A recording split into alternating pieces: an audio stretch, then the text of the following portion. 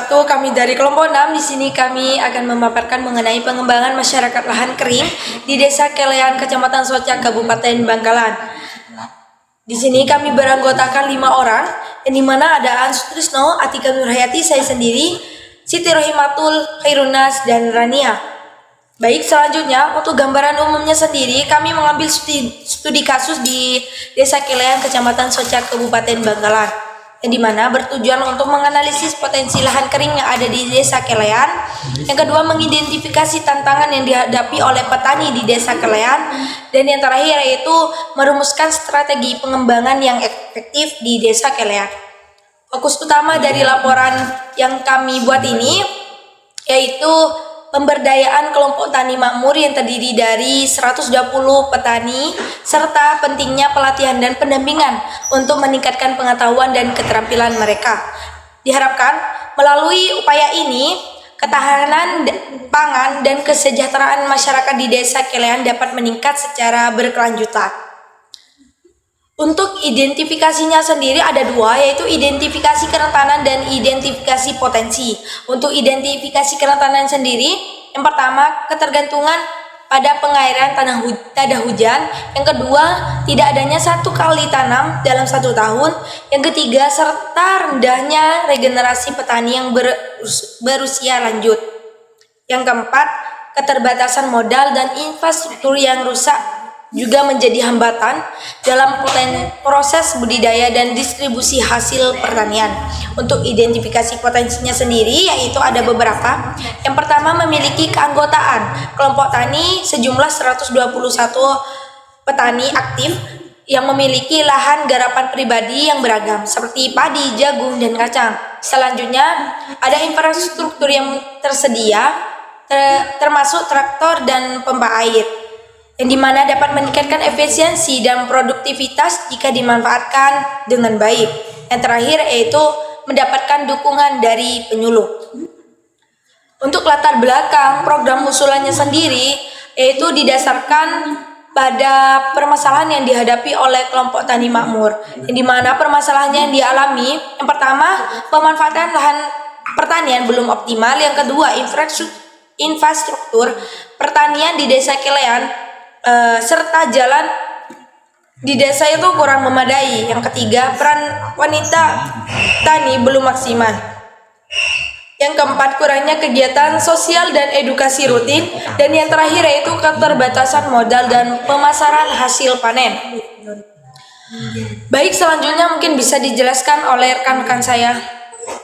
Baik, untuk selanjutnya dilanjutkan dengan saya, yaitu pemaparan program usulan untuk kelompok tani makmur. Nah, di mana program ini kami canangkan dan juga kami susun berdasarkan permasalahan-permasalahan yang ada di kelompok tani tersebut atau dihadapi kelompok tani tersebut. Nah, harapannya program ini nantinya mampu memberikan penyelesaian ataupun mampu membantu petani untuk meminimalisir dari dampak negatif adanya permasalahan yang ada di sana. Nah, program ini bernama Program Maharani atau Rumah Harapan Petani. Nah, program ini memiliki 5 program utama, di mana setiap program utama memiliki sub-sub program yang memang dirancang khusus untuk memberikan solusi dan juga penyelesaian terkait permasalahan yang sedang dihadapi di sana.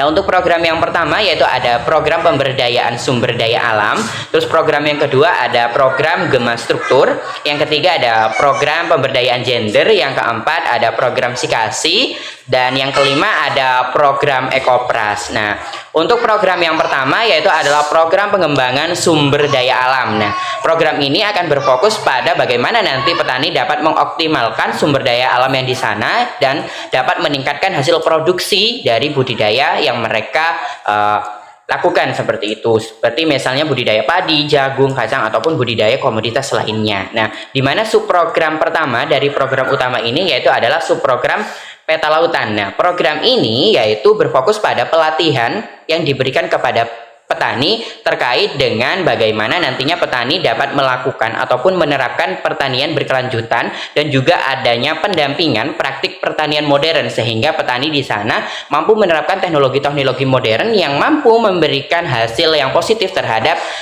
perkembangan dari budidaya yang mereka miliki nantinya. Dan harapannya dari program Peta Lautan ini petani dapat mengadopsi inovasi baru baik itu nanti teknologi ataupun peralatan-peralatan yang memang itu dapat mengefisiensikan ataupun memberikan dampak yang lebih efektif terhadap kegiatan budidaya petani yang ada di sana.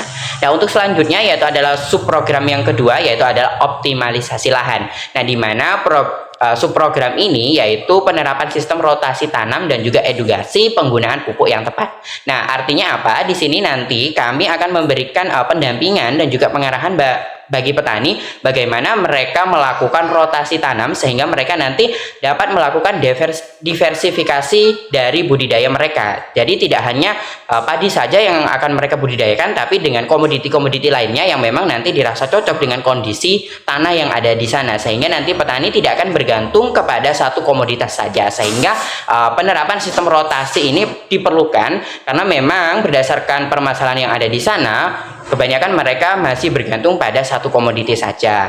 Nah, untuk selanjutnya yaitu adalah edukasi penggunaan pupuk yang tepat. Nah, edukasi penggunaan pupuk yang tepat ini perlu dilakukan, diberikan pendampingan kepada petani sehingga mereka nanti dapat menggunakan pupuk secara baik, secara efektif dan juga tepat guna dan tepat sasaran, sehingga pupuk yang dianggarkan ataupun dicanangkan untuk kegiatan budidaya itu tidak memiliki impact negatif kepada lingkungan, sehingga nantinya maka itu akan memberikan hasil yang baik dan bagus terhadap budidaya, sehingga petani memiliki pemahaman yang lebih luas, lebih lanjut terkait penggunaan pupuk yang baik dan bagaimana nanti cara menggunakan pupuk kimia ini, khususnya karena memang di sana menggunakan pupuk kimia, jadi petani memiliki pengetahuan yang lebih luas lagi, lebih lanjut lagi terkait dengan penggunaan pupuk yang lebih baik untuk kegiatan budidaya mereka, sehingga mereka nanti tidak akan terjadi yang namanya kekurangan pupuk karena memang disebabkan oleh penyalahgunaan pupuk ataupun ketidaktepatan penggunaan pupuk pada saat budidaya seperti itu.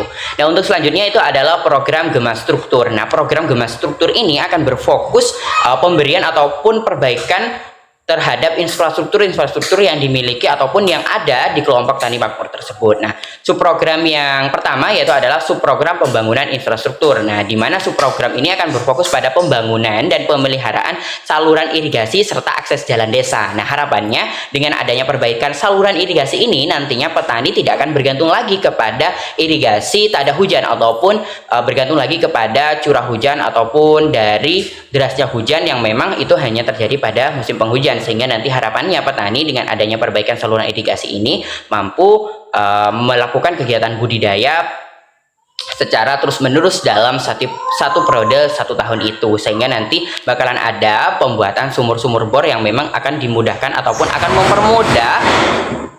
mempermudah petani dalam melakukan kegiatan budidayanya. Nah, untuk selanjutnya yaitu adalah akses jalan desa. Nah, berdasarkan dari hasil observasi dan juga wawancara, memang ada beberapa dari jalan desa yang ada di sana itu kondisinya kurang baik, sehingga memang itu perlu diadakan yang namanya pendampingan dan juga edukasi kepada masyarakat bagaimana nanti masyarakat tergerak melakukan perbaikan jalan desa secara mandiri, ataupun nanti kita akan memberikan pengajuan kepada pihak pemerintah terkait ataupun pihak daerah bagaimana mereka nanti dapat memperbaiki jalan-jalan tersebut sehingga nanti petani dapat dimudahkan dalam memberikan ataupun menjual dari hasil budidayanya, sehingga petani tidak akan mengalami kesulitan lagi untuk melakukan distribusi dari hasil budidaya tersebut. Nah, untuk selanjutnya subprogram yang kedua yaitu adalah pengadaan alsintan. Nah, dari subprogram yang kedua ini nanti kita akan berfokus bagaimana petani akan memperoleh bantuan alsintan dari pihak pemerintah terkait atau pihak dari daerah-daerah yang terkait gitu, sehingga petani merasa dimudahkan untuk mendapatkan peralatan yang digunakan untuk kemudahan budidaya mereka, sehingga mereka tidak lagi berpaku pada proses-proses budidaya tradisional ataupun nanti yang dimana proses tradisional itu akan menyebabkan yang namanya kurang efisiennya dan kurang efektifnya dari kegiatan budidaya tersebut seperti itu. Nah, untuk selanjutnya yaitu adalah program pemberdayaan gender. Nah, program pemberdayaan gender ini akan berfokus pada pengembangan dari kapasitas kemampuan bertani dari wanita tani yang ada di kelompok tani makmur ini. Nah, nanti program ini akan berfokus bagaimana caranya kelompok tani, khususnya wanita tani yang ada di sana itu memiliki keterampilan yang lebih baik lagi, lebih bagus lagi dalam nanti melakukan kegiatan pertaniannya, baik itu nanti dari sistem pengolahan ataupun pada saat budidaya ataupun bahkan nanti pada saat pasca panennya. Sehingga harapannya dengan adanya program pemberdayaan gender ini, wanita-wanita tani yang ada di sana memiliki keahlian ataupun kemampuan yang terampil yang lebih baik lagi, sehingga mereka dapat berkontribusi lebih terhadap kegiatan budidaya pertanian yang ada di sana. Nah, untuk program-program berikutnya dan juga subprogram berikutnya akan dilanjutkan oleh rekan-rekan saya. Untuk program selanjutnya yaitu program yang bernama Sikasi. Apa sih Sikasi itu? Program Sikasi ini akan berfokus pada pemberdayaan sosial dan juga edukasi. Program ini nantinya akan memiliki dua subbab. Untuk program utamanya yaitu program peningkatan sosial. Subprogram ini akan berfokus pada pembentukan kelompok diskusi rutinan yang bertujuan untuk pertukaran informasi dan strategi antar kelompok tani yang berada di Kecamatan Soca.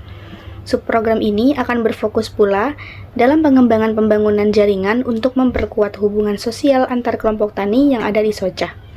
Subprogram yang kedua yaitu adalah edukasi dan penyuluhan. Subprogram ini akan berfokus untuk memberikan penyuluhan secara berkala dan juga kontinu kepada kelompok tani makmur yang berfokus pada pendampingan dan pengarahan adopsi inovasi teknik pertanian terbarukan.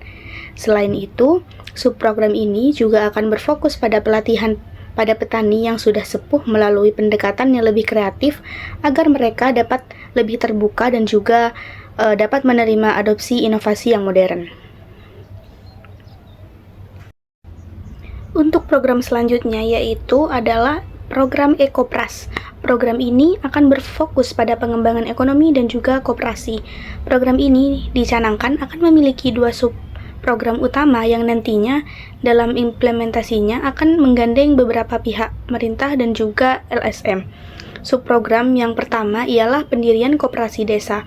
Tujuan dari pendirian koperasi desa ini yaitu untuk memberikan kemudahan bagi petani dalam mengakses permodalan untuk pengembangan budidaya mereka. Subprogram ini tidak hanya berfokus pada anggota kelompok tani saja, namun juga anggota koperasi, di mana setiap anggota koperasi akan diberikan pelatihan untuk pengelolaan dan pencatatan keuangan koperasi, sehingga kondisi keuangan koperasi dalam keadaan sehat dan mampu memfasilitasi permodalan bagi petani yang membutuhkan. Subprogram yang kedua yaitu adalah pelatihan agribisnis. Subprogram ini akan berfokus pada pelatihan untuk meningkatkan keterampilan anggota kelompok tani, termasuk di dalamnya yaitu taruna tani, agar mereka mampu melakukan pengolahan komoditi pertanian secara efektif dan efisien. Selanjutnya, subprogram ini juga akan berfokus pada pelatihan dan pendampingan bagi kelompok tani makmur untuk melakukan ekspansi pasar lokal. Dan untuk selanjutnya yaitu ada indikator keberhasilan. Di sini ada beberapa indikator keberhasilan. Yang pertama yaitu peningkatan produktivitas pertanian, yang kedua optimalisasi lahan, yang ketiga pengembangan infrastruktur, yang keempat pengadaan dan penggunaan alat pertanian, yang kelima pemberdayaan gender, yang keenam kemandirian ekonomi petani, dan yang terakhir adalah kualitas dan keberlanjutan produksi. Selanjutnya, untuk penjelasan dari indikator keberhasilan akan dijelaskan oleh rekan saya. Baik, dilanjut dari saya yaitu indikator keberhasilan. Di sini terdapat beberapa indikator keberhasilan yaitu di mana yang sudah disebutkan oleh teman saya tadi, yaitu yang pertama adanya peningkatan produktivitas pertanian, di mana peningkatan produktivitas pertanian ini dapat diukur melalui jumlah hasil panen yang diperoleh per hektar. Keberhasilan ini mencerminkan efektivitas teknik pertanian yang diterapkan oleh petani. Selain itu, adopsi teknik pertanian berkelanjutan juga menjadi indikator penting di mana petani mulai menerapkan metode yang lebih efisien dan juga ramah lingkungan, sehingga tidak hanya meningkatkan hasil panen tetapi juga menjaga kelestarian sumber daya alam. Kemudian yang kedua yaitu adanya optimalisasi lahan, di mana optimalisasi lahan ini sendiri merupakan indikator keberhasilan yang penting dalam program pertanian. Hal ini dapat dilihat dari peningkatan jumlah petani yang menerapkan rotasi tanaman, yang berfungsi untuk meningkatkan kesuburan tanah dan juga mengurangi resiko hama. Selain itu, penggunaan pupuk yang tepat guna juga menjadi indikator di mana petani ini mampu memilih dan juga menggunakan pupuk sesuai dengan kebutuhan tanaman, sehingga hasil pertanian dapat meningkat secara signifikan. Kemudian yang ketiga yaitu pengembangan infrastruktur, di mana pengembangan infrastruktur ini yang dimaksudkan adalah salah satu aspek penting kunci dalam keberhasilan program pertanian. Kemudian indikator ini dapat diukur dari jumlah dan juga kualitas infrastruktur yang dibangun atau diperbaiki seperti saluran irigasi dan juga jalan-jalan yang ada di desa. Peningkatan infrastruktur ini diharapkan dapat menurunkan waktu dan juga biaya transportasi dalam distribusi hasil pertanian. Kemudian sehingga petani ini itu dapat lebih efisien dalam memasarkan produk mereka. Selanjutnya akan dijelaskan oleh teman saya. Baik, selanjutnya yaitu mengenai tentang siklus yang kami gunakan, yaitu siklus PRA, karena langsung melibatkan dengan masyarakat.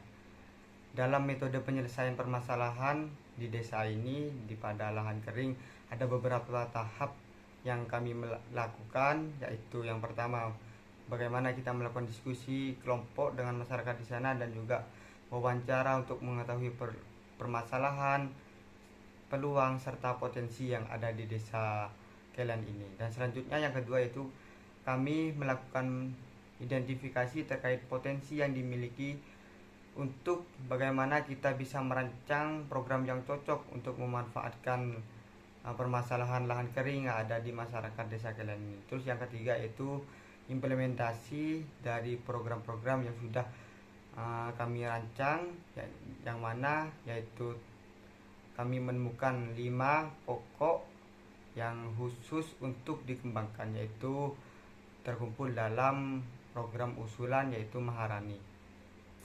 Selanjutnya yaitu kesimpulan.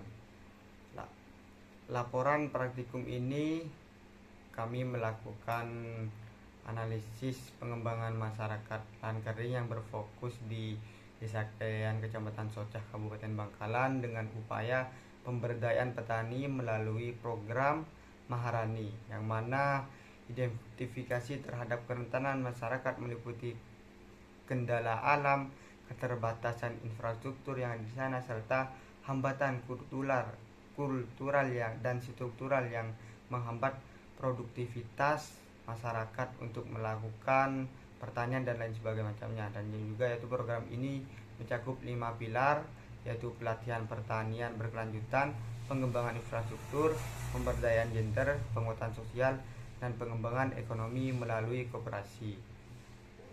Audio Jungle.